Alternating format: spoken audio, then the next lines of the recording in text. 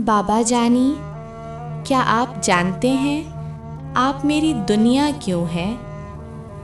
बाबा जानी, आपसे मोहब्बत का इजहार मेरे हर लफ्ज़ में बसता है। बचपन की वो याद अनोखी, जब आपकी उंगली पकड़कर मैंने चलना सीखा।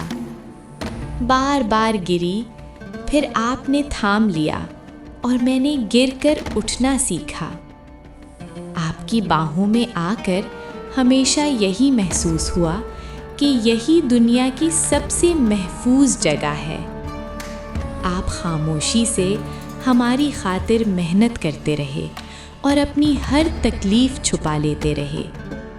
मेरा दिल हर रोज़ अल्लाह से यही दुआ करता है कि मेरे बाबा जानी को हमेशा सलामत रखना। बाबा जानी, आप ही मेरी ताकत हैं और आप से ही मेरी दुनिया है।